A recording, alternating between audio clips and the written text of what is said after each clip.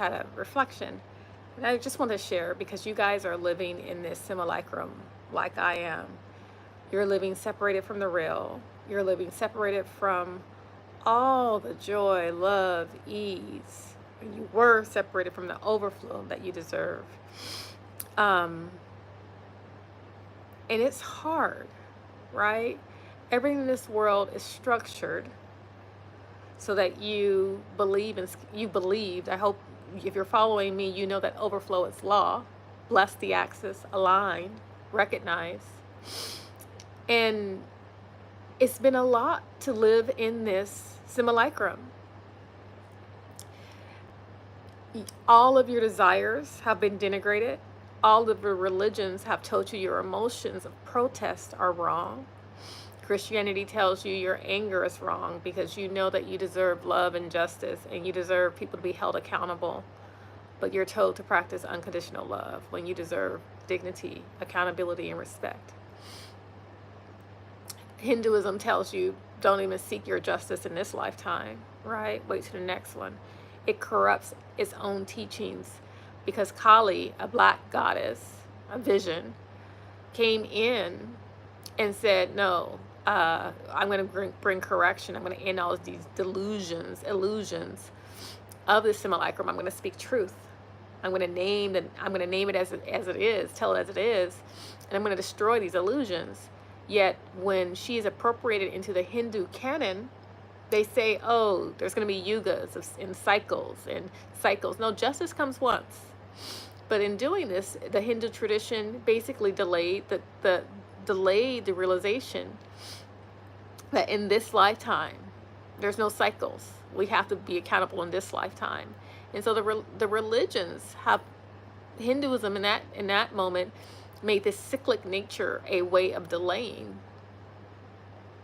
justice, right?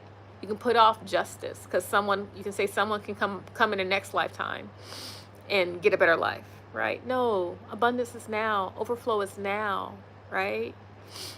And then Buddhism came in and said, you know, your desires, the root of your suffering is desire, not the creation of wealth inequality, not the hoarding of all the wealth that there is in the world, but rather your desire. Your desire is the source of your suffering.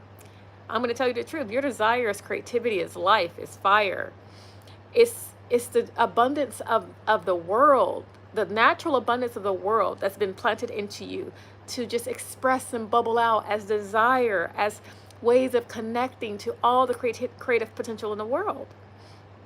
And so there's nothing wrong with your desire. Rather, the teachings of Buddhism try to teach you your desire is wrong so that what?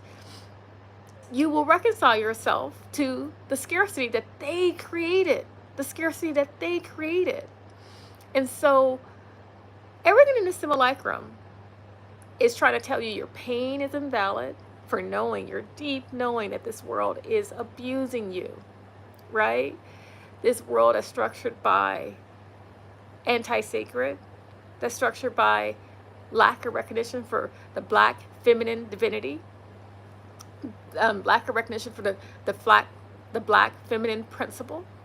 So there's no, they structure it so that there's no abundance, and then you're held accountable to your anger or resentment being some kind of moral failure of you versus your light, your clarity saying, no, I deserve more love and dignity, right? Your desire for justice now being like, oh no, wait for the next lifetime. All of these things are ways to invalidate your embodied knowing, right? Your knowledge of your worth and your inclusion in the abundance that is embedded in this reality, but it's hoarded. It's hoarded by the project of whiteness. In all like institutionalized structures of empire. And so you're told your suffering is a problem. You're told your desires are the cause of your suffering, not hoarding, not a world that's made to make it seem that there's not enough for you. Abundance and overflow are law. But I'm leaving Thailand soon, and it's like 2:30 in the morning in Thailand, but I wanted to record it because it's so alive for me. Um, that your grief and living inside of the simulacrum, it's not something to be ashamed of. It is a sign of strength because you're letting yourself be alive to the truth and to know the lie.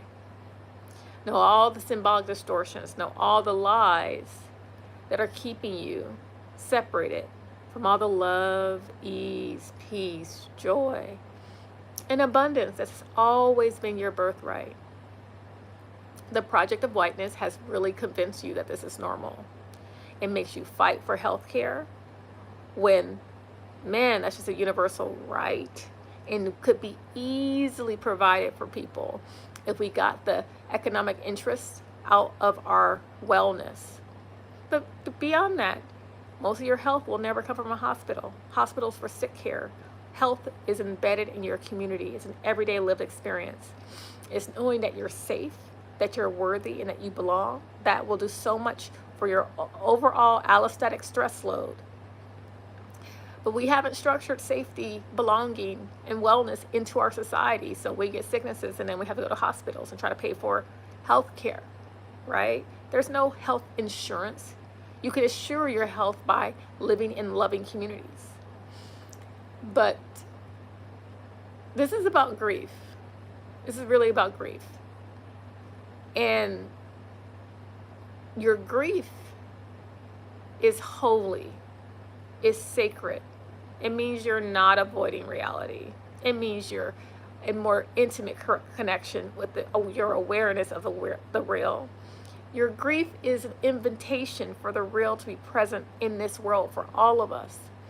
Because if you stop allowing the system to distract you, what, your Netflix, your YouTube shorts, whatever it is that's allowing you to distract yourself. If you stop allowing the universe, not the universe, because that's not the universe. If you stop allowing the programs of this world to distract you, you're going to be in grief because you're in awareness. You are in awareness. And I just want you to know how strong you are if you let yourself feel your grief. To stand in grief is not a failure. To feel the sadness of what this world has created for people to live in is not a failure. You are so strong to own, know, and feel your grief. It is an act of dignity, integrity, and yes, protest. Your grief is your dignity. When you're in a world that's not respecting you and you allow yourself to feel grief, it's the strength. Because you could drink, you could sex. I shouldn't say the word sex here, excuse me. You could, whatever, that word, excuse me. You could drink, you could do other things. You could tune out, right? All the streaming episodes, all the streaming services, YouTube, Hulu, whatever, all of the things, Netflix. But to be alive in your grief, it's powerful. Be alive in your grief, you probably might have to turn to community more often. You might have to turn to community more often. If you're alive in your grief, you might have to turn to community. But if you're not alive in your grief, maybe you think you can make it on your own. But being alive in your grief, you're going to have to turn someplace. And that grief, that collective grief, is a call for recognition of the real. Recognition of the real. Okay, I'm Thailand time. It's late. Having received this transmission, feeling the transformation, feeling the power of my words, you are invited to recognize source and bless the axis. And wherever you are, in whatever time zone you are, know that your grief is a sign of your strength. It's not weakness. You're not negative. You're alive, and you're strong enough to have eyes that are open and still be connected to your body enough to know this world is lying to you and you deserve so much more. Okay, good night, good morning. Bless the axis.